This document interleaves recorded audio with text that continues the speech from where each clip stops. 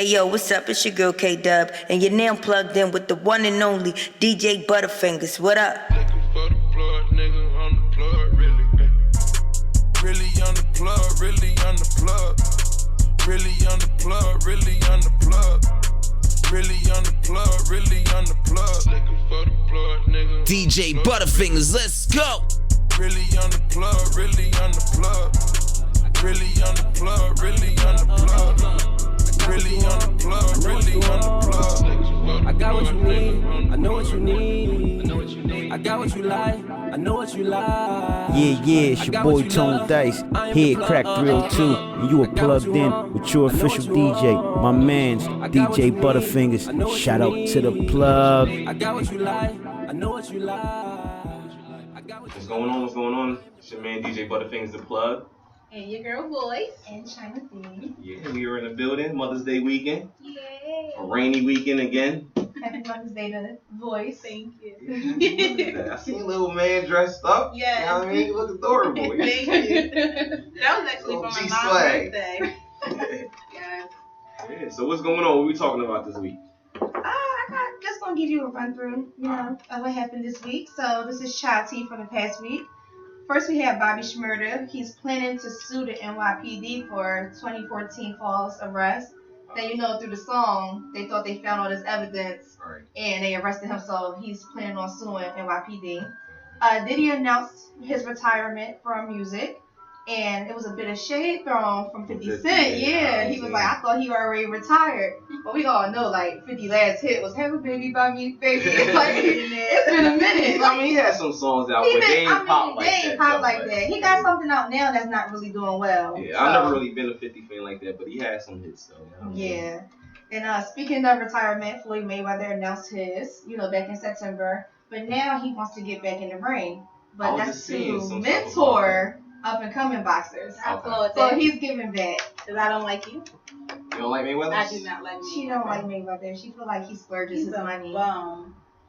Yeah, he might, but he got enough of it to go around, so what else you gonna do with it? That's crazy because I did a blog about this before, and all the guys was like, so what? Because, he had all the strippers shaking their butts and all the money on them. And put your money all the women was really, upset about that. And it wasn't even because of the strippers. It's like, you work hard for your money. Why you just wasting it? It's people out here they are working hard and not making it. You stupid. Supposedly he gives money away too, though. Other than the strippers, but I don't care if it was strippers. I just got an issue with you putting your money everywhere, and then I don't like people to flaunt their stuff. I hate that. Be humble. Yeah. I like him as a boxer. Yeah, that's it. I don't. He can't. I'm not going to do that. What? I'm not going to get into that. What you gonna say? I don't care if he's undefeated. He be dancing in that ring. He do, but it's just like with the hip hop thing. It's a different era of boxing. I definitely agree with you because I came from that Mike Tyson area where it was slugfest and you go in and you hit. I was disappointed. I paid my money for that that fight, and I watched somebody dance. I could have went to a tango class. You feel me? But see, at the end of the day, you got to think about. Like I said, one, it's a new era, but then two, what is the purpose of boxing? Is it just to go in there and slugfest it out, or is it not to get hit and to come out and get the most hits in? I want to see a fight. I don't want to see no skipping, double dutch jumping, nothing like that. I want to see a fight. You want to see them go out. You want the UFC version. Yeah, order the UFC fight because people with the swelled up eyes and getting knocked out. So what is the era of boxing going to be in the next decade? Double dutch. Yeah. Tupac's mother, Finny Shakur, she passed away this week at the age of 69. A lot of people don't know the significance of her. They just like, that's just Tupac mom, well, rest in peace to her. But, she was a businesswoman, philanthropist. She was a political activist and a Black Panther. So that was her significance, other than being Tupac's mom. Unfortunately, Vixen Amber Rose has landed her own VH1 talk show.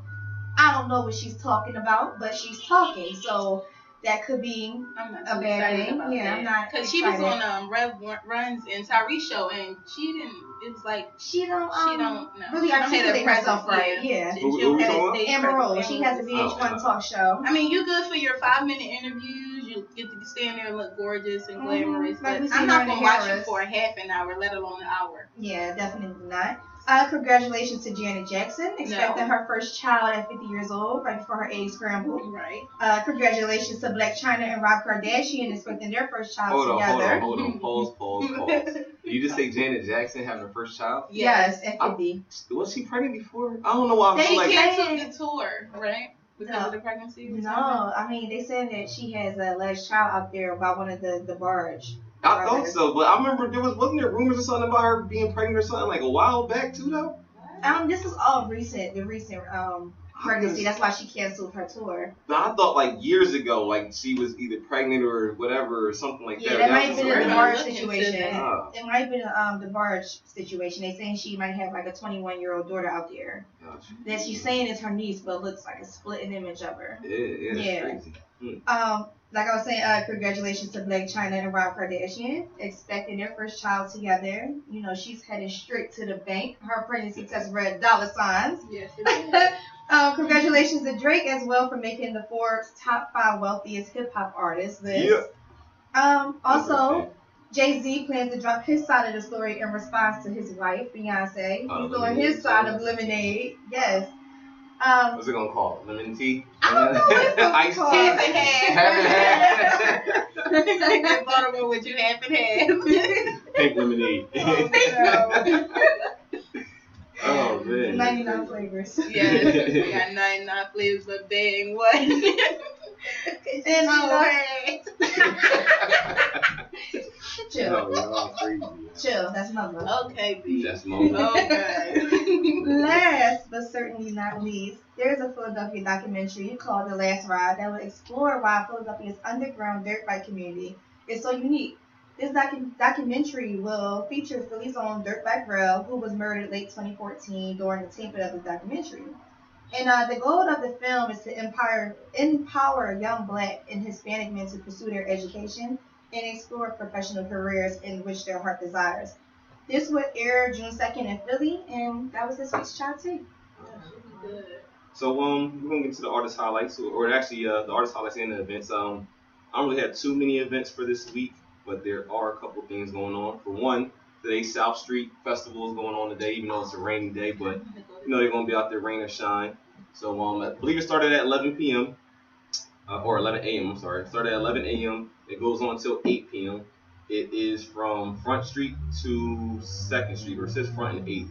I'm not too familiar like where the blocks are and on South Street, whatever. But I guess it's starting from 8th. It's supposed to be all the way down to 2nd Street. 11 to 8 p.m. 3 stages, 40 bands out there. Of course, all the lounges and the bars are going to have their specials. Of course, I got to promote his and hers. You know, we will be doing our thing. We have our day party going on today from 4 to 10. And then we have half up happy hours from 7 to 9. And then after that, we have 10 to 4 with my man DJ Proud, who will be spending the night. He's going to be doing this thing this ladies' night, Saturday. Definitely going to be a packed house. Next weekend, I believe y'all are actually accompanying me. We have our guests that were here a couple weeks ago, Mr. Mark Johnson and the crew from Deep Undercover. They are having a mixer and a networking party, as well as a meet and greet for the cast of Deep Undercover. That is May 14th. At the Red Cedar Photography Studio, which is 2829 Cedar Street, Philadelphia, PA. It's 9 to 1. Tickets are $20. Again, this is a meet and greet. The cast of Deep Undercover, any aspiring actors, actresses, writers, directors. You just want to come out and meet some good people. You want to get your foot in the door with networking and everything like that for the industry. Please come through. Again, tickets are only $20. It's from 9 to 1, 2829 Cedar Street, Philadelphia, PA. That is the Red Cedar Photography Studio. And me and DJ Butta-Fingaz will be on the wheels for that party. For our artist highlights, I actually didn't get to print out my paper today. So I'm going to try to get this off of my phone. All right, so let's see. For our industry artists, we actually I got another new song from Drake. It's also kind of along that the One Dance song. It's a little reggae vibe to it, so you know I like that one. Yeah, I like this joint too. It's called Controller. It's off of Views from the Six. We got, I believe he's from Philly. Little Uzi Vert is from Philly, right? Uzi? Y'all don't even know who Uzi Vert is? All right, so I believe he's from Philly, whatever. What is that? I just came up with All right, DJ Cool. Anyway, we got a song from Little Uzi Vert. I believe he's from Philadelphia. He has a new single called Money Longer that we will be playing. Then we have our independent artists. We got my girl Pearl Handle. She has a song called Can't Trust These Hoes that we will be playing. And we got K-Dub. You know what I mean? I got a song from her called Heartbreaks, whatever that I want to spin. So once again, that's Drake with Controller, Little Uzi Vert with Money Longer, Pearl Handle with Can't Trust These Hoes, and K-Dub with Heartbreaks. Stay plugged in. We have E-Ness and we have the Flav God Caillou. Still want to say K-I-U, but Caillou, I got it right, you know what I mean? Not the cartoon character, you know what I mean? We got the artist. He's from Philadelphia? He's from Brooklyn. Actually. From Brooklyn, okay. Yeah. From Brooklyn. So, yeah, they will be in the building soon, so stay plugged in. Let's go.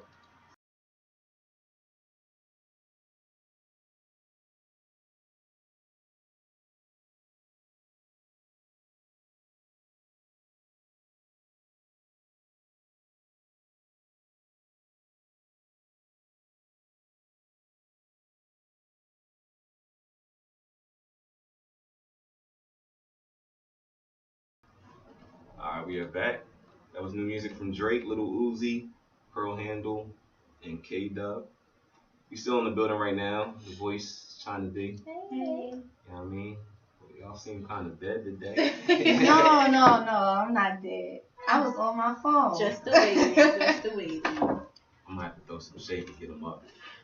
Here No, he you go. ain't got no shade. I got no glass. It's okay. I got mine. Go on my shade. And they full of love. They full of love. You irking. Oh, my God. She's so irking. They full of love. But, Anyway, so you you know, say I you got- did. You gonna talk about the Yeah. Facebook, what was it? Yeah, so I don't know if you guys know, but I have this thing called Chai Chat where you guys can email me your video responses to my questions of the day. So lately, I had like 3 of them, but one I want to talk about today is what is your social media pet peeves? So what are your social media pet peeves? Because I have tons. Social media pet peeves. Well, mine's for the email was females getting on Facebook half naked. Was that the one? Yeah. And then putting their kids on there after that. Like, you're going to be a whore or a mom. Like, you got to choose one. Like, you can't be shaking your butt naked and then be like, oh my God, my baby. No, you can't. And then I was like, exactly. If your son bring home some girl like that, you're going to be like, why? No. Why would you ever date that? Because that's what you show him. And then if your daughter become that, you'd be like, well, where did you get this from? You dumbass. Like. But then what if you want to know, like, you know what I mean? Now you know, all right, she's a hoe, but she got kids too. So, yeah, she's definitely not the one I want to wipe up. You know what I mean? Well, She's yeah, just but different. I feel like you disrespecting your children. Like, You're disrespecting yourself. yourself and your children. And you don't care about yourself, but dang, care about your kids. Like, they gotta walk down. I'm sorry, they gotta walk down the street and be like, "Yo, your mom a whore. She was on Instagram with her." Yeah, Twerking that's stuff. my mom. Yeah, your mom got like You will be just 300 like her when you likes grow for her up. twerking video. Like- I was one of the likers though. I contribute to the bullshit. My social media pet peeve, I have a few of them. My first one that I actually did for my video was people posting up pictures of their food. Oh, see, I just did that last night. No, but see, your nachos look bomb though. Yeah, They look good. It but was I'm alright. talking about them trash ass plates. Like this girl had, what was that plate I showed you? She had like the shells and cheese. Yeah, but it was. She looked had nasty. she had these burnt like shrimp on the like It was just oozing out like. it was something brown. I don't know. It looked like soup, but it looked like It looked like soup, and it was mixing together in a plate. And then she was like, "Babe, cook for me." Like, no, Like, it wasn't no meme. It was like an actual photo. No, like it was like, yo, this was one of my friends on Instagram. This was one of my friends on Wow. Instagram. Another one of my friends posted a picture of her whole chicken, and I just was like, it looked like it fell and scabbed his knee. You be hate. What the heck? The chicken? I wish I could find this picture. The chicken looked like it scabbed his knee? When I show you this picture, you're gonna be like, gross. And then I'm gonna need you to get back on air and tell everybody what this chicken looked like. No, that's And crazy. if I can find it, I'm gonna show you. And something else that bothers me, girls that be like, I can cook. I throw down in the kitchen and it be your nut ass Alfredo. We all can buy some jars of Alfredo and put some noodles and chicken in it. Like, See, but it's all about the addition to it. Because a lot of stuff, you know what I mean? Like, you can buy stuff and buy your Prego stuff. That's cool. But if you can doctor it up and make it your own and... yeah, I'm not gonna lie. I'm one of them people. I fuck some Alfredo up. But I'm not over here talking about I'm Chef Boyardee, no pun intended, because you found it. That's the other one. Oh, that's it. That's the That's not the chicken though, right? No, that's one. That's the other one. Yeah, I don't know if I got the chicken one. Another one of my pet peeves. Hold on, what is that? I can't believe she found it. Another one of my pet peeves is women on there talking about my mood. You already know what the mood is. Like you like in the mood because you posting what your mood is on Facebook, so you ain't getting none anyway. So hold on, what I missed that. What happened? You know how girls post up, or guys post on they in the mood and post up like a meme of somebody getting it in, like this is my mood. And there'd be like mood underneath. Yeah, like that's corny. Like why you letting everybody know? And then it's always guys. It's this one guy I follow every single day, every single night. He horny, but he get mad bitches. Why you so horny? How you know he get them though? That's the thing, you know, right. Like there might just be his front. That's why. I mean, or maybe that's how he's getting them because they be responding to that and they be in his DM. You don't look down the DM, right? They definitely be real thirsty. Oh, that's another one of my pet peeves. Let me sit here like I got a headache and I can see your shirt with your nipple ring. You ain't got no headache. Like, they needed a reason to post, and they had to get the attention straight off the nipple ring, so you know they got you caught up in like a picture. But for real, I'm showing you my rack. That's what it is. Or I hate when people be on there crying. I'm so sad. Right, but you took the time to get on Facebook and post a video of how sad you are. When I'm sad and I'm crying. I mean, like, yours not that emotional. Like, you drew them tears right right up. I have my phone in my hand. Like, right. When you cry, my phone probably thrown somewhere. You don't be sad. People love attention. That's so annoying. I don't know what other social media pet peeves I have. You got any? I can't really say. I mean, I had pet peeves, but I can't because I do a lot of the same stuff. So it'll be critical. You know what I mean? Like. So what do you be doing? You post food? That's not a pet peeve though. Like, if it looks good, yeah, right? Like I said in my video, you eat with your eyes first, you know. And if it looks bomb, it's like, damn, all right, I would eat that. Yeah, that's not. I mean, peeves. I think if it's food. Well, this is something I don't think I do. I hate when people like they have a false sense of character on Facebook or whatever because you know what I mean they act like they're different than what they like, especially when it's like you posting to people that know you. Like don't do that. And it's I got so many people, and then I'll be looking like I'll be trying to give them the benefit of the doubt. Like okay, they got themselves together. Then I see them, I be so disappointed. I'm like, dog, you still the same person. Stop lying. Right. Like, or they talk tough and all this stuff. Like yes, I love the Facebook gangsters. Yeah, I love them. You know what I mean? I give them my address. But yeah, I vent on Facebook too. I sometimes I hate. You know what I don't like. I hate. Chicken. I gotta see that closer because I want to see this ashy knee. No, it looks like it fell. That looks disgusting. Hold on, what the hell? What is it? Onion on it? Something? Did she burn it? Yeah, that shit looks disgusting. It does look nasty. I don't lie, you guys. Does it look like it got freaking like Ebola or something? Yeah, like that shit looks sick, yo. Pus bumps. That don't got the shingles. That's why I said it looks like the chicken got chicken pox, yeah. It definitely does.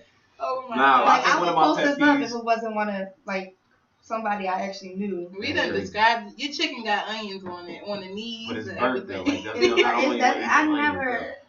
No. I hate going on people's pages. Is nothing full, like only memes. Only memes. That shouldn't be the only. But no, that's how you know the person is ugly.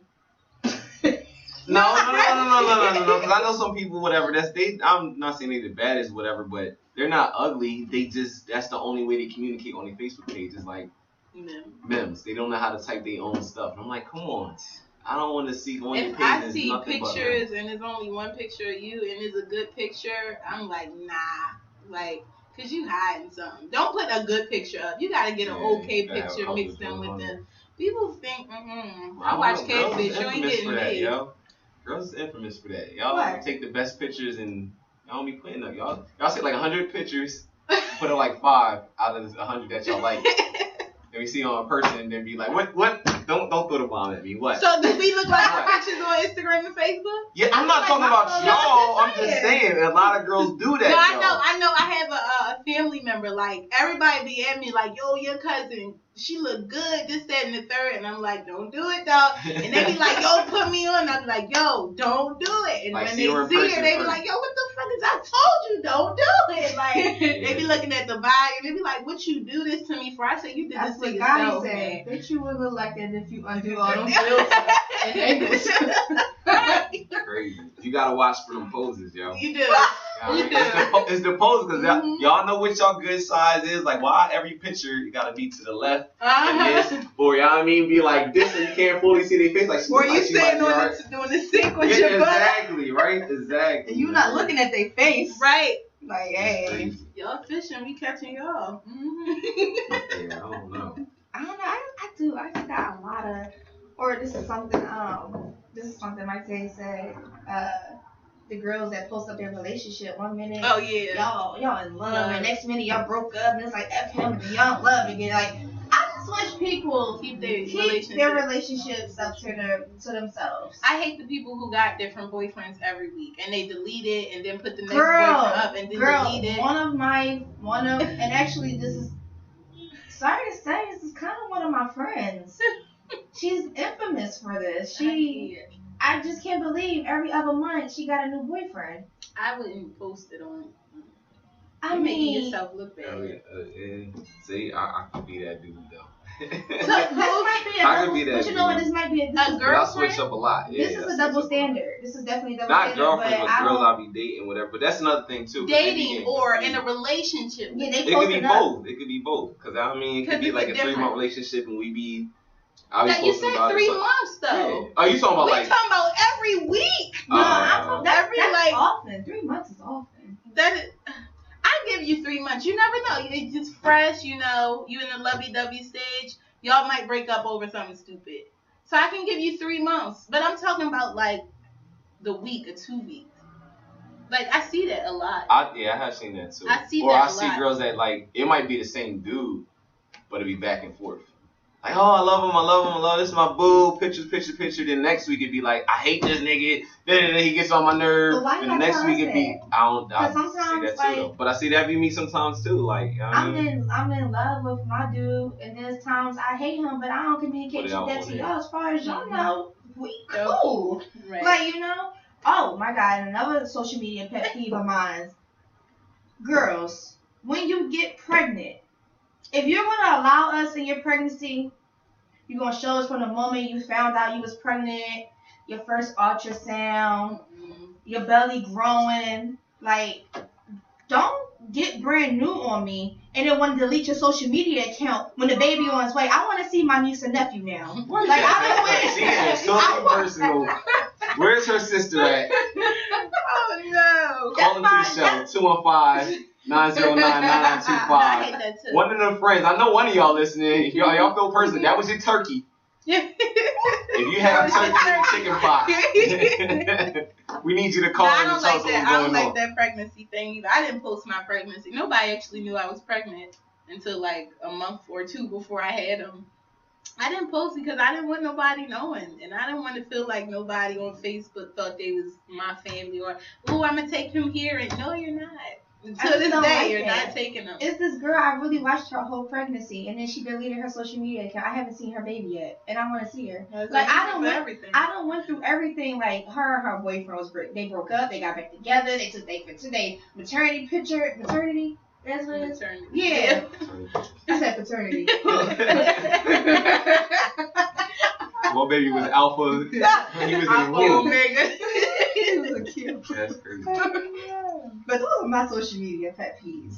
Just to name a few. I'm sure I'll come across some more, but off the top of the head, that's it. Well, we're going to get into some music real quick. I got to take it back before Ness gets here or whatever. I don't know what's going on with Caillou. You know word from Caillou either? I will call him on Facebook. Yeah, we're gonna call some people up. I know Ness said he's on his way. I don't know how far he is, but he will be on his way. But I'm going to take it back real quick. I mean, got to play one of the joints from Philly, My Hood. One of the first joints that really got him popping out here when he got off the band. So stick around. We will be back. Let's go. Yeah, that's funny. Shout out Mom Dukes if you're still watching. My mom finally got it on her computer for the first time. I finally see you.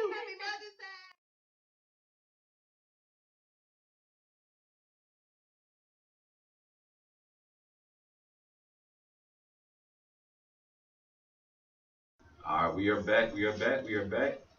Hello. Our guest is in the building. E-Ness is in the building. You know what I mean? Absolutely, John Belushi, your brother that passed away. I'm in here. What's going on, Ness, man? A lot of things, man. Got the album out. So necessary. Hurry up and wait. I Standard, Universal got together with Slumlord Studios and myself, Rushneck Entertainment. You know what I'm saying? We combined forces. We put out a solid project. So it's been out ever since Monday. So it's doing real well on downloads. It's available on Spotify, Tidal, YouTube. Wherever music is sold online is being sold. And overseas showed a lot of love. Japan showed a lot of love. It's really like the 30-day trial right now. You could try it out for free, but it's been doing good. It's been getting some nice reviews, and we planning for the tour as well as being in the battle world. So I got a lot of things going on. Movies. I'm reading scripts, and we're about to start shooting movies. Got my own production company out of Atlanta called Get Up All Stars. It's a film company, so we're about to start shooting some movies, and I'm about to start, just jump right back into it. That's what's up, You man. mean? Now, first, I gotta take it back real quick, and I gotta see if you remember this. I think Styles. I don't remember if you remember Styles. I left the Fresh Flow video shoot. I think he reminded you. I ran into you way back in the day. There was a spot you used to have Industry Tuesdays on Delaware Ave called Club Flow. And you used to be there, like, I wanted to definitely, give you a big ups, because I remember when you was going through the band joint, you used to come down there, PD used to come down there all the time. PD, Cree. Yeah, and you was always cool. Shellyano, all them. They all used to come in. That's when I was still a rapper. You know? I used to rap back in the day. Used to cipher with us. Used to cipher with us. I was like, yo, E-Ness is real cool. You never had that Hollywood style, like, I'm too bigger, you know what I mean? Everybody, you come and you jump in the cipher with us and everything, you know what I mean? So even when I had, made the show and made the group, I still was coming back showing love. Exactly. My man Dre and the Dial, you know what I'm saying? They was coming through. Shout out to my cousin Malika Love. Shout out to Mary. Yeah, that's my cousin. So I was Malika Love, I think she used to date my boy Scoop. Yep. Scoop. Okay, yeah, I forgot. So that's like family. So whenever I was in the city and had a chance to come down there and show love, I always came down there. So this was a lot of talent, and I just wanted to show the next generation up and comers that you don't have to, as soon as you get on, just separate yourself. Exactly. Yeah, that's all I appreciated. Y'all coming down there. I remember there was an artist you was trying to put on at that time too. You still? Yeah, well, over the time, man, people, lose the fire in their eyes, and personal differences come into play, and but I'm just looking for that one. I'm like Jay, looking for that guy, beating at the his mom table, eating cereal. So I'm just looking for that. It got to be a special person, because it's like living in Philly is a lot of negativity, is a lot of gun violence, is a lot of just the negative energy. There's like a dark cloud, and if people don't have the certain look, or they don't have the money, or they have the material things to go with it, people are skeptical about following you. Because I'm 38, I've been in the game for over 14 years, going on 15. I have the wisdom. I may not have the money, but I have the wisdom, and the wisdom is worth more than the money. So when you know what you're doing, and when you know where you're going, and you're setting goals, and you're ambitious, and you can sit there and listen and be criticized, it's like a special person. It's almost like a mutant, it's like an X-Men. It's hard to find. You have to be like really special. You have to really be like just like I would say adamant about what you want to do, and be dominant in what you want to do, and know what you want to do from the giddy up. Are you still? What does it do with the bad boy situation? Me and Papa still, that's still my mentor. He calls me from time to time. I change phone numbers somehow. He's like the president. He gets my phone number out of it before he call me. And I be like, yo, what's up? He be like, this Pup, nigga. I be like, yo, what's up, big homie? He be like, yeah, I'm still a fan, and whatever you got going on, let me know, let my people know, so we can, promote it on social media or whatever I can do to help you out. And he still helps me out, and he was at my last battle, a couple battles ago, so still supports me in everything I do. Are you still underneath him?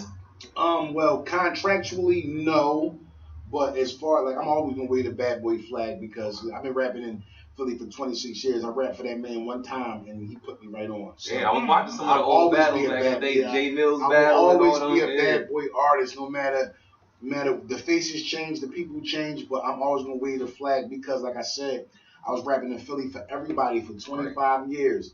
I got in the line, rapped for him one time, and he was saying, yeah, that guy's got it. We seen the hunger, man. Yeah, we seen the hunger. And we was talking about this last week, trying to figure out, like, I think other than Gilly, you was one of the first Philly artists to really put on, because you was before Cassidy. Yeah, no, Cassidy came a little bit before me. It was really like the state property. No, it was really like the major figure wave. Then Right, came right. State Property. Then came, but Beans and Eve, they was doing anything, and Eve went with Aftermath with Dre, then went with Rough Riders, then got back with Dre, and then Beans and Eve was actually signed to Black Friday, which was Sadiq and Rollers. That was their management company, so that spawned the whole State Property thing. Major Figures, Gilly and them didn't want to, do the whole State Property deal or Rockefeller deal, so they went and got with Rough Nation, which was Rough House Records back in the day. So that kind of spawned it, and then I got incarcerated in '99. So when the industry came and swooped everybody up from Philly at Most Wanted, they was with Pharrell and them, you know what I'm saying? Right. Major Figures, Most Wanted. You had the legendary Roots was always around. Yeah. So that little thing, I had missed it. So it was like the band was like that, my last shot in the dark. So when the call came out, and I was a good friend of Jay Black up at 103.9. And when the casting call came down and the executives got from MTV, got with pick 103.9 and do it, and Jay Black, I had been running around with Miss Jade, which is a close friend of mine. Shout out to man, Miss Jade Singbay. And I had went up there to spit on the radio with Miss Jade. I was like a guest of hers, and she let me spit on the radio. So Jay Black was like, yo, you got talent, so whenever I could do for you, whenever something comes through, you will definitely get the call. Gotcha.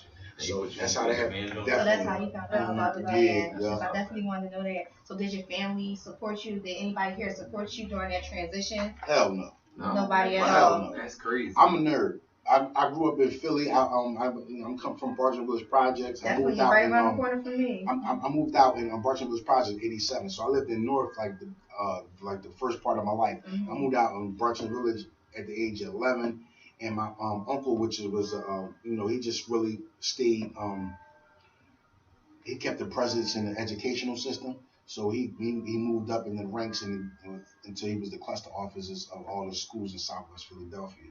So he encouraged me to do good in school, and actually when I came out of middle school and took the test for Central, then I passed and went to Central. So that was my whole wave, academic. One of the highest academic schools in Philadelphia. Mm-hmm. So my family was, they was rich in church and rich in just doing the right thing as far as the schoolwork was concerned. Gotcha. So I got kicked out doing the wrong things, and I went back to my neighborhood school, which is Bartram. Graduated from Bartram, but I was a nerd my whole first part of my life, and just things happen and peer pressure and keeping up with the Joneses led me to do other things, and I got incarcerated. So like up until that point, I just was schoolwork and church and schoolwork and church and schoolwork and church. Mm-hmm. So when I actually got on, it was like, no, what are we doing? You was doing so well. You was going to the top school in Philadelphia. You was on your way to doing something different. So they definitely wasn't encouraging me to do the music. Right. But you know how it all plays out. Once you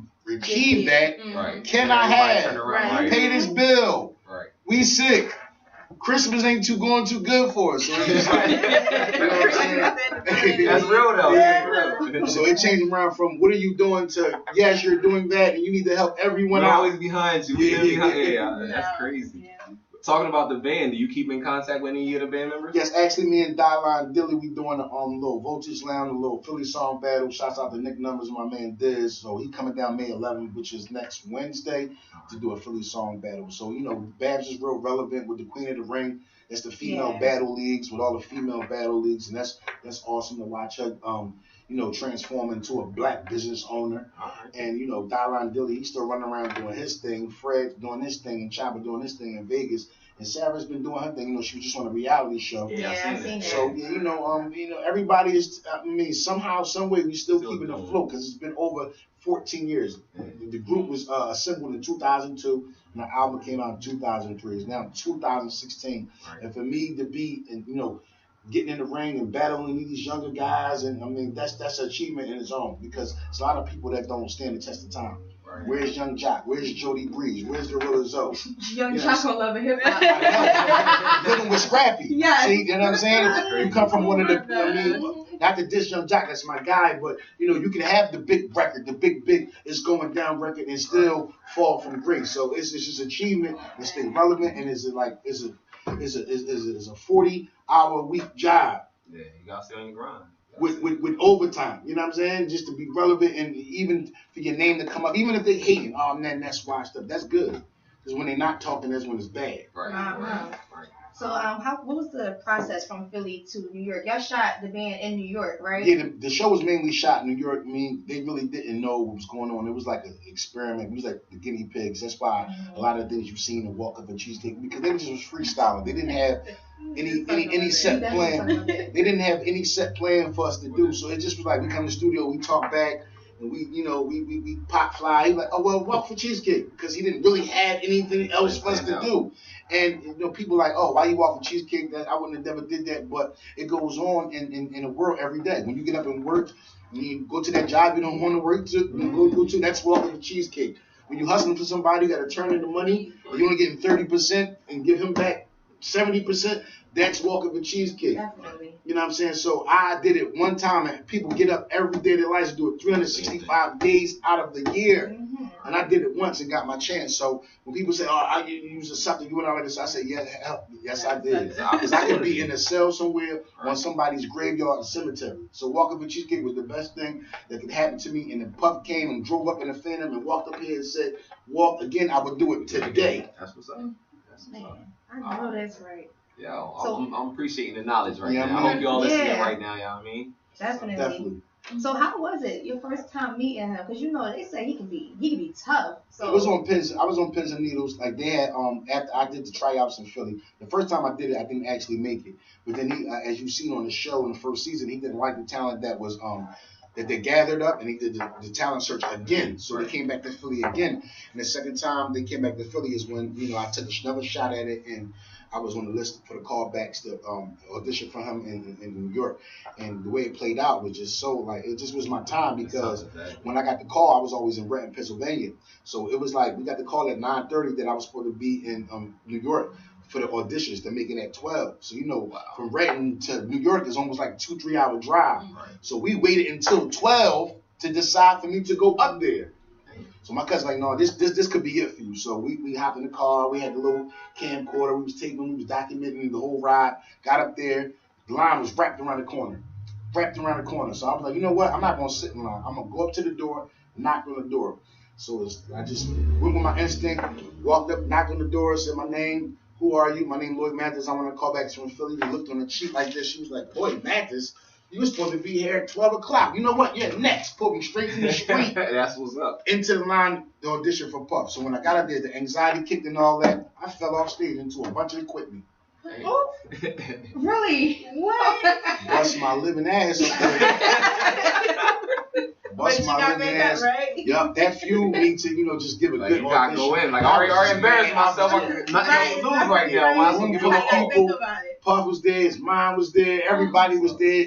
MTV execs, camera crews, Craig Mack, Total Bad, the whole Bad Boy family was in there. So I bust my ass in for drums, drum set. What you saying it? No, I just miscalculated the stage. Okay. Like, all right, I got This is why you were performing? Yeah, they Wow. said come in, you get 30 seconds to do your thing. They throwing a beat from the Bad Boy roster. You pick the beat and then say your name and where you from.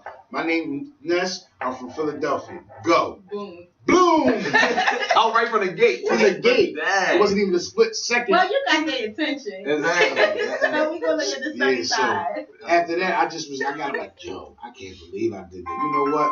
And just went to the moon and spit my verse. And, I went back to the green room and I didn't think they would pick me. And they picked me like, it was like out of 30, it was like out of 100 something people called back auditions from all across the country. I got picked like number 29, and it was only like, they made me sweat it out. It was like 30 of us. So 30 of us got picked to go into the boot camp stage of the competition. That's what's up. Wow. I'm on air promoting my album, bro. I'm gonna have to call you back. The realness. So, during the process, I know you received a lot of artist development. Mm-hmm. Do you see a lot of that going on now with the artists that we have? Mainly is no budget for artist development. So, basically these labels are just dependent on the artist to do the promotion, to do the marketing, and do the merchandising. And then once you have a following of those three things, they come in and try to kind of monopolize what you've already put your hard work and footwork and leg I think work that's why a into. lot of people are independent. There's no budget for artist development. There's no budget. There's no nutritionist. There's no money to get you in shape and have you looking the part. There's no money for no stylists, no Mitchell & Ness. When we was on, we had Mitchell & Ness everything because Puffy is that type of artist and built that type of brand and has that type of big of a company where artists just submit their clothes. We was wearing everything from Nishi, State Property, Mitchell & Ness, and being that we was all from different parts of the country, we had Miami, we had Mitchell & Ness, Miami throwback jerseys, Chopper has New Orleans, Babs had her Brooklyn, Dollar had her Brooklyn, Sarah had her Detroit stuff. So whatever area we was from and what was kind of like the style, the wave, they just would push this stuff. So we would have video shoots, we have almost $15,000 worth of clothing in different looks, and we would just keep them. So behind the scenes, when you see artists wearing new clothes, they don't necessarily pay for them every time. It's like promo. The clothing lines give out promo stuff and certain pieces for popping artists to wear to kind of promote their brand and promote their line. So talking about how the industry changed, how do you feel about the hip hop rap industry right now at this time? It's a melody based type of wave right now. Before you had to spit bars, you had to make sense. Your chorus had to match your hook. Your chorus had to match your verses. Your verses had to match your hook. It had to all come together as one total package. Now, my chorus can be about a girl that I met and she don't want to mess with me no more, but I'm killing and shooting everybody in the verses. Right. So it's just like it's like the internet has made it an even playground for all artists.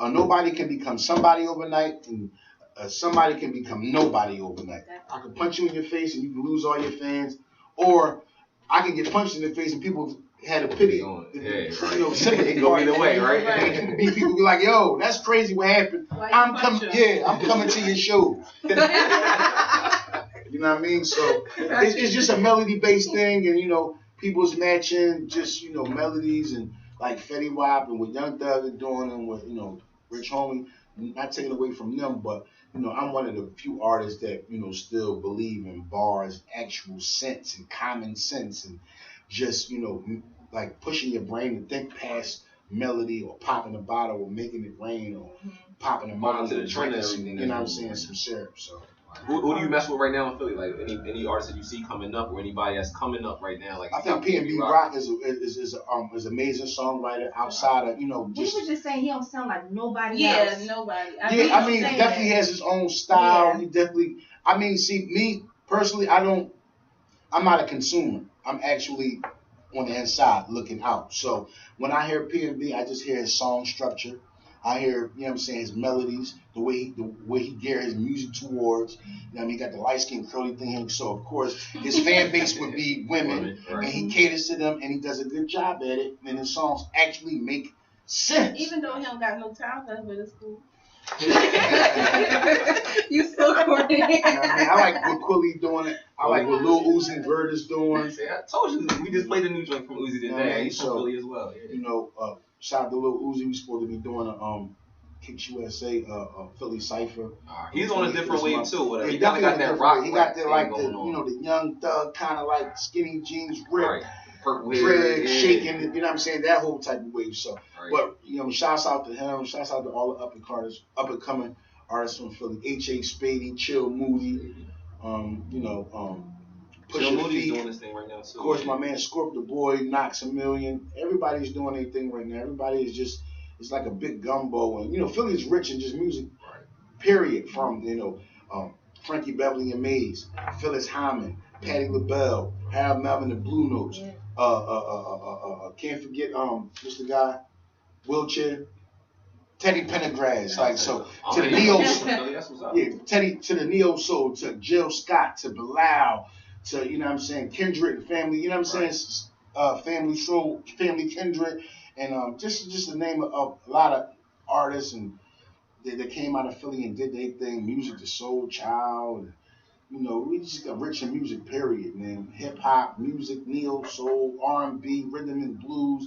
We just a rich city in music and fighting and basketball and boxing, and we just do it all. Yeah, definitely, man. We're gonna get into some music real quick. The tracks you sent me, they all off here. This new some is like bonus tracks, but I try to send you to promote the album because that's what iStandard and Universal would like for me to do when I get on these type of outlets and platforms to promote. So I think what you got over there, you got Double Cup. Yeah, Double Cup and Ass Cat. Yup, Double Cup, Ass Cap. That's two of them. That's definitely one album. Count Up is the lead single. I think if you got that, it should be a Heartbeats produced track. Shout out to my man Heartbeats repping that ATL, that 404. All right. Well, yeah, we're gonna get into the Ass Cap joint and the Double Cup. Okay. You want to introduce this song? What is Ass Cap about? Ass Cap is basically just, just like a catching the vapors type of track. Shorty didn't want to, what I mean? She wasn't feeling the wave, and she seen me doing my thing. Everybody catching the vapors, basically. Gotcha. All right, well, stay around, stay plugged in. We got E-Ness in the building. Let's go. Let's go.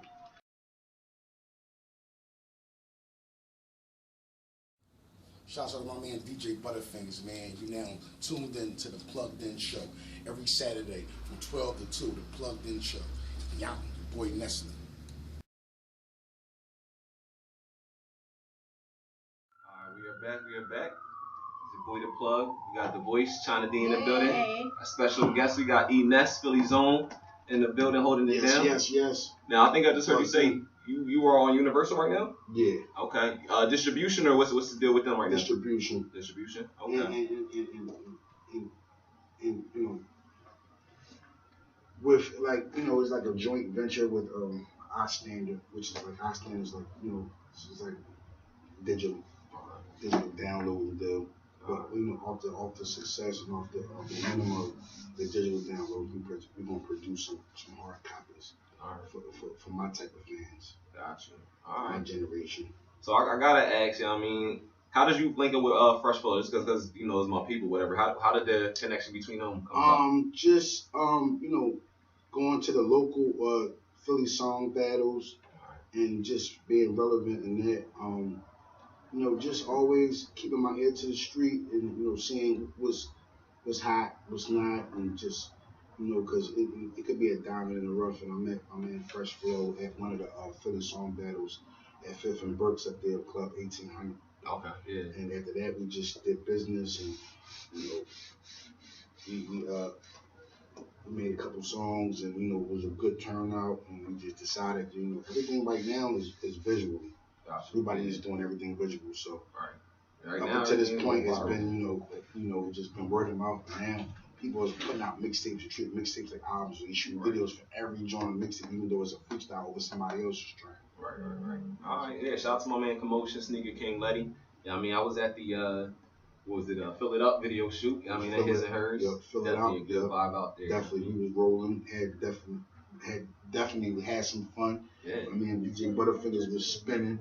Shout out to Sneaker King. Yeah. Nico, shout out to my man Fresh Flow. Shout out to everybody that came, supported that day. It was a good event. Shout out to my man, I forgot my man that owned Hookah Lounge down there. Oh, Sal. Shout out to my man Sal. You know what I mean? We got the happy hour popping. Yeah, 7 to 9. From 5 to 7 to 9. 7 to 9. Yeah. We'll be down there today. I'm down there for we're doing a day party. Shout out to my man Will. I'll be there for 4 to 10. It's the South Street Festival once again. It started at 11 o'clock. Last until 8 o'clock, whatever. But, I mean, we will be open all day until 4 a.m., so make sure y'all come down there. Right. You know what I mean? But you said, what was the name of the new album that just came out? So Necessary. Hurry Up and Wait. So Necessary. Hurry Up. Well, I named it that because the game, that's what the game is hurry up and wait. It's, come on, hurry up, get ready, and sit down. Wait. I wanted to know, has your rec style changed from when you first started into now in 2016? A little bit, but I've always experimented. I always did melodies, even when you listen to my hood. Seems like I've been. So it's kind of like what people are doing now today. I just was, experimenting then, and just meshing styles together. So I've always been on some Busta Rhymes, Ludacris, Method Man, Redman type of thing. Mm-hmm. So I just incorporate that with a little bit of the new wave and the young energy, and that's why it's so necessary. So necessary sonically is, I did a lot of experimenting, but it's really kept it true to my craft as far as being a lyricist and a pure lyricist at heart. Mm-hmm. Who would you say was like one of your inspirations or a couple of your inspirations when you first got into the rap game? Like I said, I come from the Big Daddy King, Karis One, Rakim, LL Cool J, EST, 3 Times Dope, Steady B, Hilltop Hustlers, you know what I'm saying? AKA real hip hop era. Exactly. So I come from that era, so there was a lot of my inspiration. Anybody from Philly was doing it. I definitely was in tune with what they was doing. like Beans, Eve, The Roots, just those type of acts that was around and was really garnering that mainstream worldwide success that any artist would wish to have. I do hear a lot about the music industry. What advice would you give up and coming artists? Like not about the music, but about the industry. Basically, like I said, it's an even playing field, and basically the internet has made it feasible for you to create your own following and become your own entity without running to a label. So I just would tell everybody, do your beats, press up your t-shirts, do your own merchandising, do your own videos, do your own beats, say your own mixtapes, press them up. Become an executive from the jump. Right. And then when the label come in, they won't cut you a check. They will, pay you for all the work that you already put in. Right. Yeah. You don't really Everybody is just waiting for the check. Right. Son, Dad is on the radio, bro. All right. That's what's up. All right, so like right now, any artists right now that are coming up or that are out right now that you want to work with? That you haven't worked with already. Anybody that want to work with us, I'm open-minded to working with anybody. I just don't like people that come into the session with what Ness been doing, what mixtape he got out now. We ain't seen him, we ain't heard from him. Right. Music is music. There's no right or wrong answer. It's like, if I paint red and you say, no, blue. Nah, it's not. I seen red. My eyes and my mind told me red. You seen blue. She seen green. And you seen orange. Not that's your favorite color. But music is no right or wrong answer. Karis will believe he's the best in the world. Why? Because his mind, and he's convinced that he's the teacher and he's the best in the world. Nobody can dispute it or tell him otherwise. And once you have that embedded and plugged in, like the Plugged In show, nobody can tell you otherwise. So I believe that when I paint a picture, a beat, a track is a canvas, and whatever I throw up on there is what I threw up on there. You might see it and see it differently. You might put this type of hook or make this type of record. You might make a storytelling to a joint that I would think would be a party record. So there's no right or wrong answer. And I just want to, collaborate with artists that's open-minded and that's just susceptible to trying to do different things. Now with everybody right now, like I was telling them. Right now, it seems like Future kind of has this. I call it the T-Pain wave. Like when T-Pain came out, everybody was riding that auto-tune. Now everybody's riding that Future wave. Right. How do you feel about that? Whatever you got the guy. Was it Designer or Panda? Designer came out and just it's really like you familiar with Ishka-Bibbles, right? Yeah. Okay, what Designer did was build Ishka-Biblets right across the street. He's selling us. Ishka-Biblets. So, so basically, what and it's just history always repeats itself. Right. It's no different from MC Hammer sampling James Brown and doing the latest James Brown. Do you feel like because it's so it's no different from Michael Jackson imitating Sammy Davis. It's just like everybody that's what music is. Right, exactly. It's borrowing. We all borrow. I borrow from people, and I just incorporate it with my lifestyle and trials and tribulations I've been through, and I add my little spice and gumbo. I mix it in the pot, and I sell it to you like that. If you don't like it, there's another artist over there across the street that would love for you to have him and follow him and go to all his shows and buy his merchandise. If Ness is not for you, just Ness is not for you. Right. And I'm fine with that. What you want to say?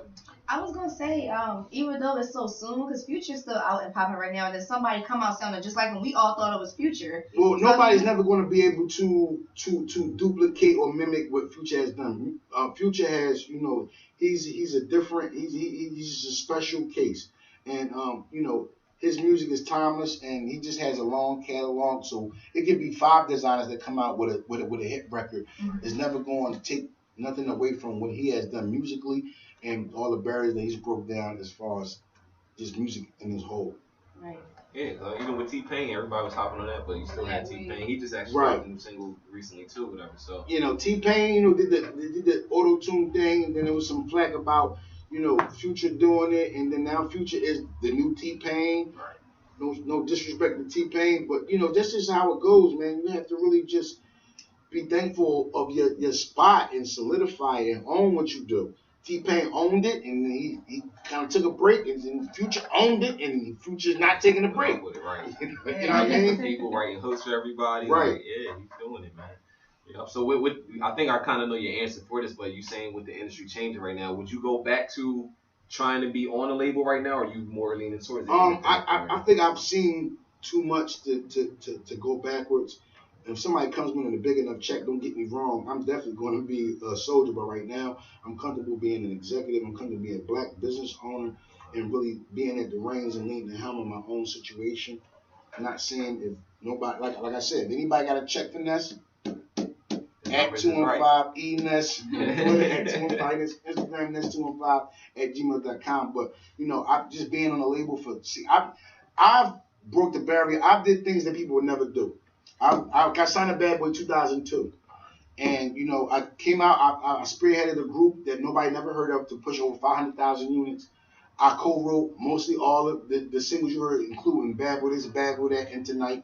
So I did a lot of accomplishment. And I also wrote and got ghostwriting credits for Puff's, one of Puff's albums, one of his most critically acclaimed albums to this date, which was Press Play. So I've had a chance of being on both sides of the field, being an artist and being on the production side of the thing. So, and I stayed on the label without only dropping one album, which was a group album, for 7 years. What label, what artist you know does that? Because I was a great support system whenever anybody had any projects coming up today, even if it was on my own. I was a support system. I was there for the writing process, the production process, just being a physical and a mental support system in its whole. And if Bad Boy didn't go over to new distribution, which was Interscope, and we was there, it was Atlantic, I just would still be there because he holds that much respect for my craft and my lyricism and my mind. So I mean, I still would be that's why I still claim to be a Bad Boy artist, because if the business wasn't the business, I still would be there. But his new deal didn't allow him to bring the old roster over to the new label.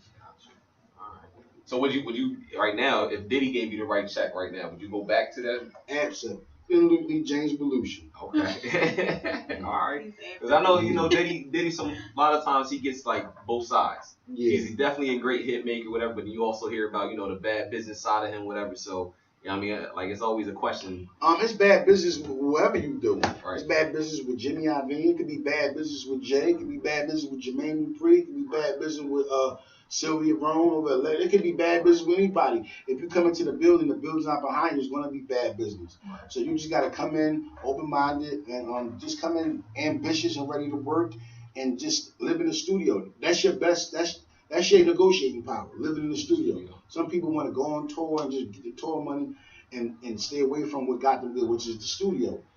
Any artist that ever was popping or had a longevity in the game, they live in the studio. Future, he lives in the studio. He comes out with big radio records and he drops big mixtapes and gives them away for free. So if you can't match that type of intensity, then you need to back up away from the table and let somebody else eat. How important would you say that the contract, like knowing your contracts or having lawyers to read over the contracts and stuff? Contract is just, agreement between two parties. Right. If anybody know anything about contracts, it's just me saying, Ness, you want to be there at 12? Yes, but I came late. So that's terms for nullifying the contract. So if any of the parties doesn't perform up until to the requirements of the contract, then it's terms for termination or just null and void the contract. So contracts are like loopholes, words in certain ways. It's certain type of ways the words are worded for you to pull out or for you to go harder. You know what I'm saying? So, it's just like an agreement between two parties, and if you do it right, you got the right entertainment lawyer, then you don't have nothing to worry about. Me, Puff gave me everything. That's why my album didn't come out as quick as it. People would have liked it because I won at the table. He gave me all my publishing. He gave me mostly all my merchandising. And at the end of the day, he hasn't really nothing invested into my project, because if I win, I win. Right. Even though he still gets the kudos for coming out on his label, right. But financially, I win because I wrote all the records, I'm doing all the merchandising, and I'm touring. That's why the 360 deal was created, for you to incorporate all those three things in your deal. So now that's what the 360 means. 1, 2, 3 comes back around to who? Me.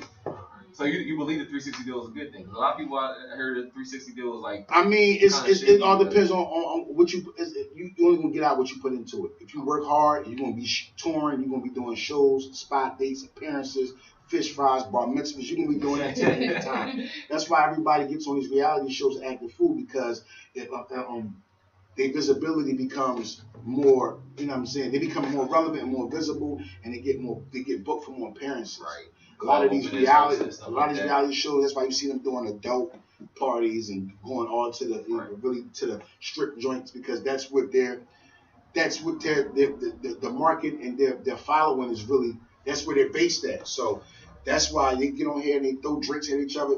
See, when we got on a reality show, it was the first black all-cast reality show. At the end of the season, we won a deal that actually came out in stores. Excuse me, that was actually able for the consumer to buy. Now the reality shows, you just throw a couple drinks, you meet up at the lounge, and that's it. You just sit up with your funky ass on the couch in some nice clothes, and you argue more and throw more shit. Right. You know what I'm saying? They don't win anything. So it just go to show you how they're really. That's real now. So you know what I mean? You just gotta look at it, man. Sometimes you gotta do an out-of-body experience. You gotta step away from the table, like, oh, this is what they doing. Because look where they went. They went from Hollywood to New York, to Atlanta, back to New York, back to Hollywood, back to Atlanta, New York. They just going around finding the most ratchet people they can find and put on TV, exploiting them, give them a few minutes and 15 minutes of fame, snatch them off, and find a whole new cast the next season. Everybody's see them doing that in Philly. Philly is just too ratchet. There's gonna be some bodies. There's gonna be some shoes. There's gonna be some stabbings. It's just gonna be. It's just like Philly. I love my city. But, you know what I mean, forgive me for saying this, Philadelphia, we are the most gangsterous dick eaters that ever lived. Wow. Say it. Like, we will support Big Sean and Gene Aiko, but we won't support Lil Uzi Vert. Like, Lil Uzi Vert has no presence on the radio. Until he get on. Until he's always there when you can't do nothing about it. Yeah, you know what. PNB Rock had a good following. He was doing the schools. He was putting his mixtapes out. We were in the streets. Everybody was on all the hottest DVDs, underground DVDs, and then I was on. PNB Rock. I've been knew about PNB Rock. People just think he's a new artist, but no, he's been grinding here for 4 or 5 years, getting locked up, all his trials and tribulations. People think he just popped out of the blue. It's a lot that goes behind the scenes that you don't know, that you don't see, that people need to focus on, and just don't hop on a bandwagon when you hear no time on the radio. Right. Well, speaking about that, then what do you think needs to change in Philadelphia for our Philly artists to get put on quicker? Or I'm sorry to say, we all gonna die and go to our grave before we see any change. Yeah. No change at all, no hope for the city. No, I mean I wish it would be, but I know I'm not gonna live to see it. It's not gonna be in my generation. Maybe the next generation after maybe my son that just called me, maybe his generation will get it right. Or maybe the next generation after that. But right now, it's just too much hatred, and everybody get this situation. They just want to ball, throw money on the next artist. Nobody else to win. There's no slingshot effect. You know what I'm saying? There's no tailgating. There's no, you know what I'm saying? Open up the doors. I got on, close the door, lock it. Put the New York lock up against it. Put a padlock in the switchboard in. You know what I mean? So.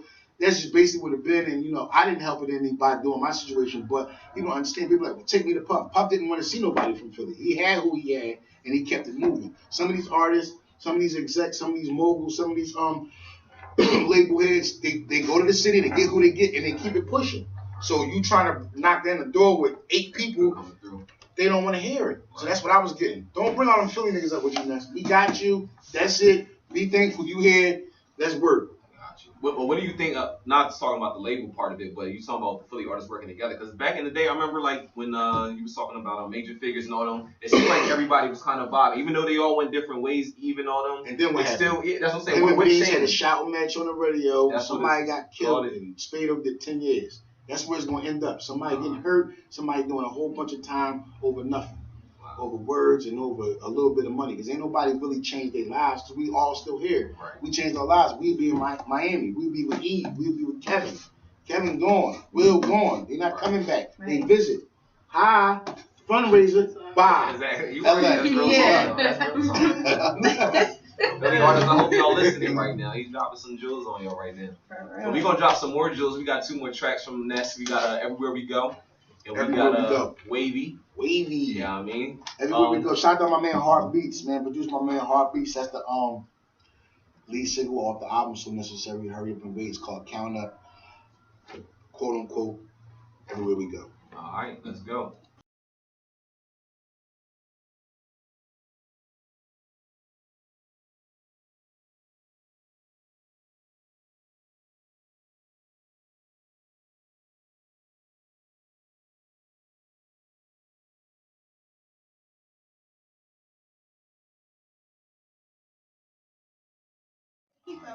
You're back. Crazy. You know what I mean? We going back here venting about these artists, man.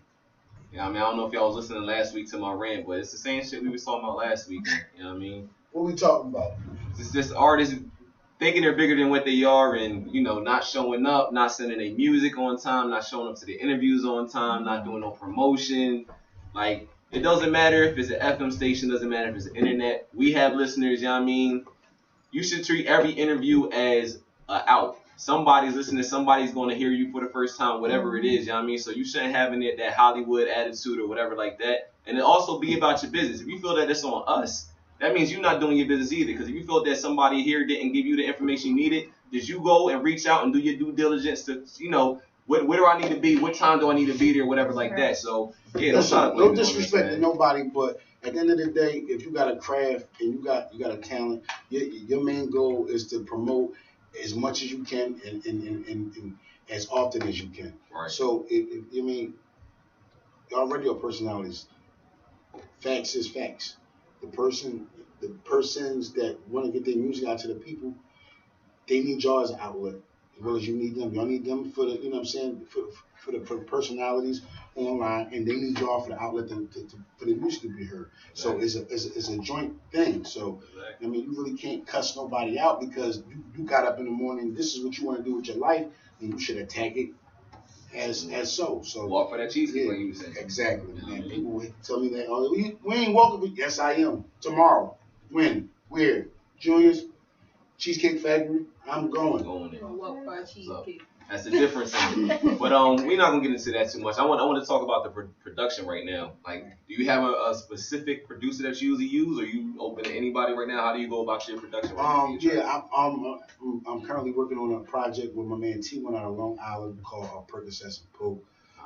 Shout out to my man Dan, Ghetto All Stars. There's a project we'll be dropping on the Ghetto All Stars imprint / Western imprint. Right now what we doing right now is just So Necessary, Hurry Up and Wait. So that's the project. But my man T1, my man Black Key, which is the person that just got me started in this business, which is my first producer, Black Key Beats. He had a lot of placements. He did 2 big records on the Great Depression album, which is DMX, critically acclaimed album with Who We Be and Right Here. Made tracks. I mean, Dame Scott out of Philly. Just a couple people that just know how to record me and know how my voice should sound. And when it comes to the mixing process, they just do an awesome job. So those 3 guys right there, they just real big to me in my career and what I'm doing right now. As far as the history we have, it's just it's just a bond and chemistry we got. So basically, as an artist, what you try to do is find a producer that just y'all have that chemistry, where it's just mesh.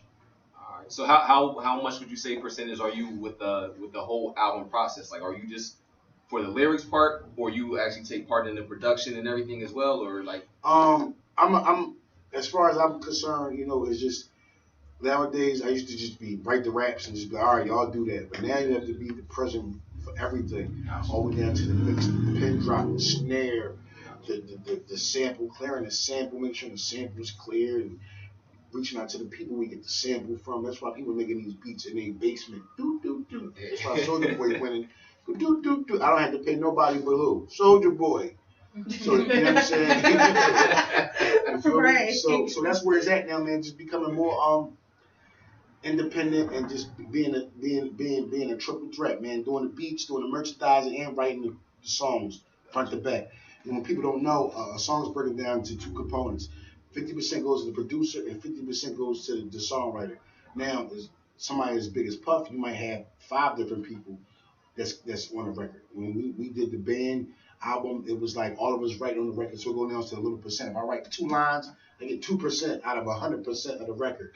So 50% automatically goes to the producer because he did the track. That's the most That's what you hear the most out of the track. It comes That's on. the foundation. It comes on and it goes off. Right. So before you even say yo, you hear the beat. Yeah. So that's why the producer gets 50 cents. Somebody Swiss Beats Timberland, they doing a beat and a chorus. So the chorus is the next part of the song that you hear more than anything.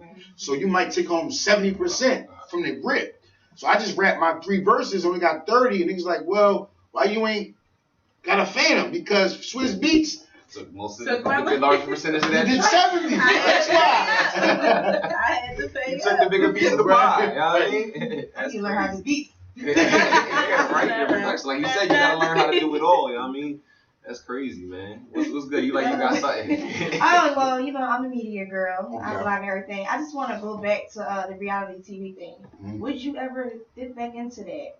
Now, I'm not talking about love and hip hop and stuff, because we already know that's a I no-go. would definitely dump back in the jump with Love and Hip Hop. You would do do that love and hip hop? Tomorrow. For real? Yeah, but you know what I'm saying? People getting on there and they just want to, argue, and like I got a story. People know that I came from a big label, a big situation, a situation that was up and then it went down and it's back up, then it's just roller coaster ride. So I wouldn't be promoting fist fighting and throwing drinks. I would be promoting me trying to get back into the game where I need to be, where I always wanted to be. Like Instead me, of yeah, sorry to cut you That's off, cool. but I'm saying, like, that's cool, my bad. I was saying, like, Omarion did that. Yeah. Hey, Michelle did it too. Yeah. So you She did, cause she lost her buzz for a little bit, and then she went on there for a little bit and released the album, and it brought her buzz back up. You know what I mean? I think she could have did a better job. She's I mean, really got ratchet in her. yeah, she's ratchet as far as her musical career. Right. It kind of elevated when she got on the show. That's what I'm saying. Everybody used certain things as an instrument to propel themselves to a higher plateau, and she did that. Even though sometimes she has a nasty attitude, it doesn't deny the fact that she makes quality music. So you know what I mean? Omarion, who else did it? Keisha Cole had a Keisha show a Cole, little was a bit. chick from G Unit. Olivia. Olivia, she was loving hip hop too. Oh, Yeah.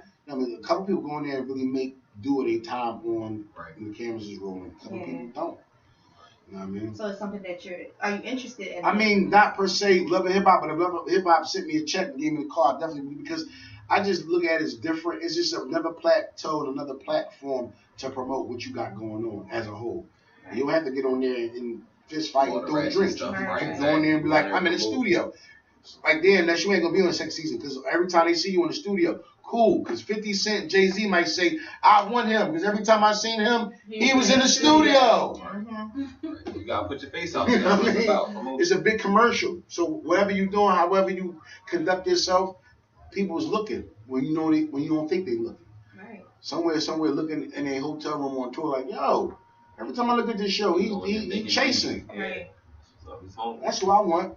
Right. That's what's up. You wanna ask him your question, your blog question for the day? See what he thinks about that. Are you on Facebook? Yeah, E-Ness man. Matter of fact, yeah, you just follow me on Facebook, matter of fact, too. Go ahead. We talking about the social media pet peeves? your pet peeves. What are your social media pet peeves? What do you see on social media that really just ticks you off? Grind your gears. Nothing really grinds my gears because, you know what I mean, like I said, the internet is just like a melting pot of any and all everything. Yeah. So, at this point in time, like I used to get irked that people just posting their feelings. I had turkey sausage links and egg cheese for dinner. It's the food. The mood. Did you listen to the show before you came? Yeah, that was one of her songs. I mean, it's just regular conversation. Right, Yeah. So basically, you know what I mean? I mean, but then who am I to judge people for amplifying the food? So, you know what I mean? I mean, I'm just at a point where anything goes. Like, I live to a certain standard. I got a sort of moral ethnic code that I live by, but not everybody lives by that same standard. Moral ethnic code. So if you want to post food and linguine and ravioli at 2, and then She's talking about the ashy turkey. Somebody ashy turkey. I think I'm gonna show you this. The chicken with the little. You gotta pull it up again. Meat scab and chicken. that turkey did like it had like scabies or something. And the macaroni and cheese. I mean, and people just not, they're not on Hell's Kitchen, they're not master cooks, they're not Chef Millie. So you just gotta bear with people. Sometimes they masterpieces, no matter how dry and ashy it look, they just love it. You see the scab? Yeah, it just look like he got lesions. Like That's crazy. All right, so I don't know. My mom ain't called in with her, but she was asking. She said, "Where do you see yourself in 10 years from now?" I mean, I just want to be you know what I mean, a better father. You know what I'm saying? I want to guide my kids to where they they make good decisions in life. It's not so much musically. I do definitely want to keep a presence there musically, but if I'm not blessed with that, I just want to be a good father and direct and guide my kids to make good decisions after I'm going. That's why I want to see myself in 10 years. All right. You said you're getting into acting and stuff now too, right? Yeah, definitely acting. I was in a couple movies. I was in What We Do with Freeway and Young Gunners and Chris Kennedy. I forgot my man from Money Power Respect, but yeah, I was in that movie. I did like a kind of like an after school special, but not. It was called Domestic. It was shot by my man Khan, Nick Numbers. It had couple well known actors and actresses in it from kind of like the DVD B movie type of thing. And now actually my last album was another joint with Freeway. I've seen always the movie with Freeway.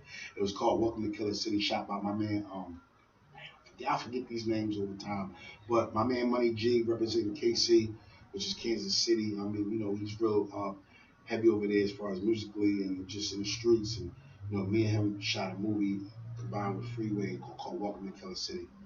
So all these the trailers are up for all three of these movies. And if you want to know how to get them, or obtain them, or purchase them, it's definitely up there for you. The first movie is called What We Do. The second movie is called Domestic. The third movie is called Welcome to Killer City. And you said you have a son as well? What? You said you have a son, right? Yeah, I have son. I have one son and two daughters. Okay. So with you being in the music industry, would you? They definitely aware of what's going on. Well, I want to say, would you inspire them to follow that as well, or would you push them away from the music industry? I just want them to be who they are. Period. Okay. And if if they find some bumps in the road, then it was meant to be. It was written. I wouldn't push them away from the music, even though I know a lot of pitfalls into it and where it could lead to. But I want them to live life to the fullest. So I want to experience the joy and the pain of everything. I want them to not only succeed but fail, because if you don't fail, you got a question? Now you said. Sorry. But I was going to say, you said that you have a production company? Yeah, I have my own production company. It's called Russian Entertainment. And I just have my own cult following. Shout out to my man Philadelphia Gates representing the Lou Gang, Lou Nation, Gunline Gang, which is a mixtape series I created with Ace McCloud.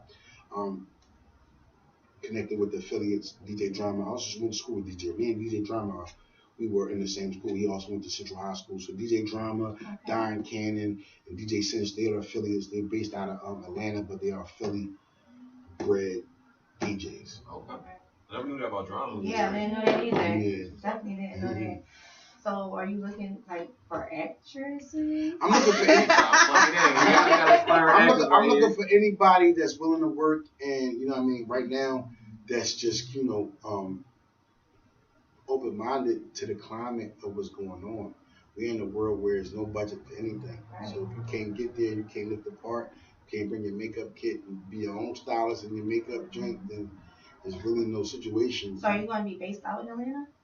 No, wherever the scripts take us, and wherever is the best possible scenario for these different settings, and based on what type of movie it is, then that's where we will be going. Oh, okay.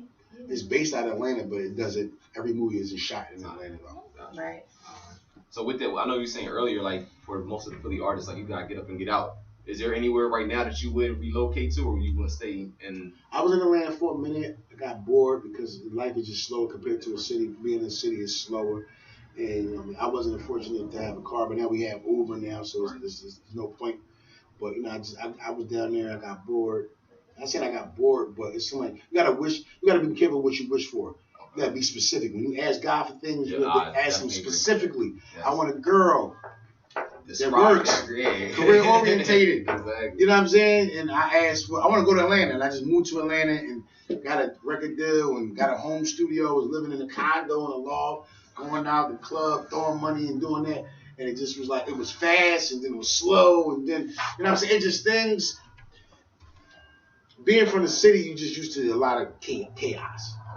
And down there is not a lot of chaos. And everybody's trying to get on reality shows. So that kind of hurt my soul, too. Everybody's looking for a way to get on. Love, hip-hop. Y'all keep looking for them realities. I'm looking for the movies. Go ahead. Yeah, movies are definitely what's popping right now. But you definitely gotta know. You gotta definitely take some. You gotta take a loss to be a boss, baby girl, though. So you might be in a couple foo-foo movies before you get that one. I know. You know what I'm saying? So that's what I'm doing. I'm doing my foo-foo movie run. Hopefully somebody from the Sundance Festival will pop off and be like, you know what I'm saying? I don't know if y'all remember the actor Brian Hook. He was on Eve's show. Eve. It was called Eve. Oh, yeah, he was doing them little foo-foo movies like that. Yeah, I mean, they was cute movies. You got it was the dude that was dating her on the sitcom we talked. No, the friend, the silly friend, the funny one, the dark-skinned guy. Oh, I think I know you're talking about. Yeah. But yeah, he was doing a lot of. I mean, we support that stuff. Told you, I support my black people. It's just the loss. It's just basically the laws of mathematics. You just can't turn nothing down. When you hear something, you gotta go. That's how I treat it to make it a band situation. So I treat life every day. I'm like Jim Carrey on the movie The Yes Man. I don't say no to nothing because everything can turn into something, whether it be bad or good. There's a lesson to be learned in defeat too. So if I go down and get turned away, oh man, maybe I should do like this or act like this or move my body like this or show this side of my face. You always, you know what I mean? Everything's a learning process. So even if they're like, nah, all right, no. Why did they say no? Analyze that, evaluate that. You know what I mean? Study yourself. Well, we got like 4 minutes left. Y'all got any last questions? No, I got everything I need. This was a great interview. Your mom, you said your mom was excited for Ness coming through. You know what I mean? I'm surprised she ain't calling or nothing. I just want to say no disrespect to any artist. I know we blogging. I know they saying everything. No disrespect to no artist. I just want artists to be self-sufficient and just to be attack it like the first day they came and stay hungry, stay positive, and just don't let nobody discourage you from what you want to do. Not us, not me, not the panel, not DJ Butterfinger, not nobody, because ultimately you want to be heard, and you want to be successful, so don't let nobody discourage you, don't let nobody tell you nothing. From Puff, JD, Timbaland, they all wrong when it comes to you because you only know how you want to turn out. Right. Oh, we do got a call now. You plugged in, who's calling? Hello? Oh, my mom, what's going on? I'm looking at this show. Yeah. And I just want to say to the artist, when he's well spoken, that I just want to know what does he see as in 10 years. Oh, I answered that already, but yeah, who'll give it? I don't think you must have not heard that part, but. Hi, Mom. How you doing? I said, hi, Mom. How you doing? Okay, how are you? I'm good. I just, basically, I definitely want to keep my foot planted in the musical world, but I just want to be nothing much. I'm looking at this show and I. Are you on the phone at the same time you asking the question? Yes, I'm so pleased about the interview. I just want to ask him, what does he see himself in 10 years? Yeah, he was just about to answer it. Can you hear us? Yes. All right, go ahead. He's answering. I definitely want to keep my foot planted in as far as music and industry is concerned and films, but I just want to be a better. I'm fine, thank you. Now, all right, listen. That's what you got to do. Nah, you know what it is. Yeah, you can't look. Don't look at the thing because he's answering on the phone. So what you're watching is delayed. You got a part of my mom. She like, thank you. She answered the question twice, like. He was answering the question. Don't look at the joint as you watching. It's a little bit behind. Yeah. All right. I just want to be a better father for my children and just, provide them with the outlet to be better decision makers, and just to make the right choices after I'm gone. Because nobody's promised tomorrow, and I could be going today tomorrow, but I just want to leave behind, just instilling them all the. I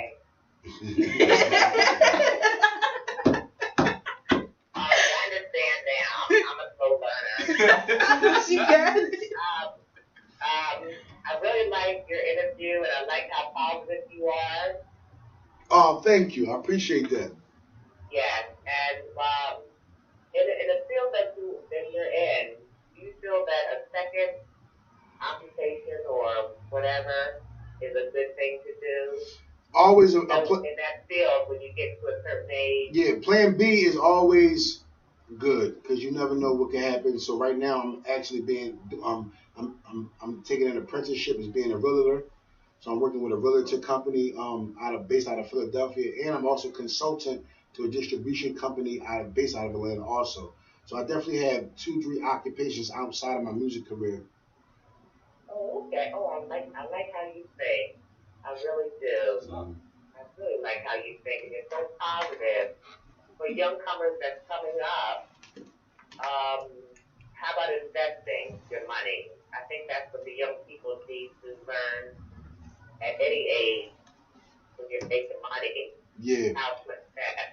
We're just gonna keep it 1,000 with you, Mom. Money is the hardest thing in the world to save. Like that, it's right up there, top 5. So anybody that comes into a lump sum of money, just I would say sit on it and let it appreciate, let it grow before you start trying to make investments. Because even though you make an investment, don't mean it's going to be a turnover. Mm-hmm. People make bad investments all the time and don't never see nothing from it. So just weigh out your options, let your money grow, and just do the research on everything before you invest your money into something. Because I put my money into homes, and the economy went down as far as homes owners is concerned, and I lost.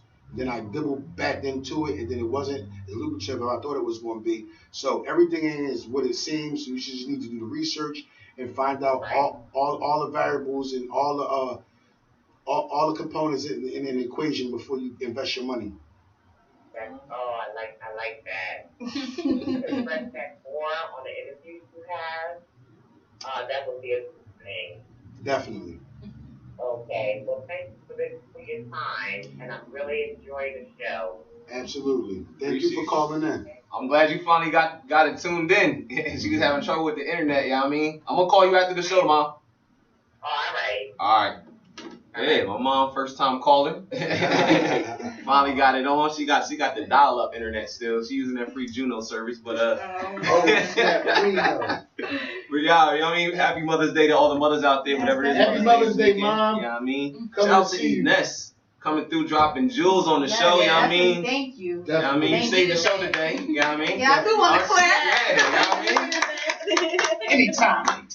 Yeah, so we're going to go out with 2 songs real quick with questions and reset. Before we get into that, once again, let them know where they can reach you at and where they can get the album at. Definitely, the album So Necessary, Hurry Up and Wait is available on Tidal. Shout out to Jay for, giving me that look. Shout out to Slumlord Studios. Shout out to I Stand at Universal. It's on Spotify, it's on Tidal, it's on YouTube, it's on Amazon, it's on Apple, the Apple iMusic store. It's on anywhere music is sold. Basically, it's just like a variety of different sites, like anywhere music sold on iTunes, of course. It's just anywhere music sold. Just type in, go on your Google, type in E-Ness, So Necessary, Hurry Up and Wait. It's gonna power it like the Matrix. Come right up. All right, let's go. Let's make that album number 1. We're gonna get out of here again with questions and reset. Thank y'all again for tuning in. We will be back next Saturday, 12 to 2. Who we got? You got? Next week we have Yana Pearson, author. At 215 E-Ness Instagram, at 215 E-Ness Twitter, E-Ness Mathers on Facebook. Yeah. I'm not on Snapchat, so please don't Snapchat me, you big twat. Move. All right, stay plugged in. Peace.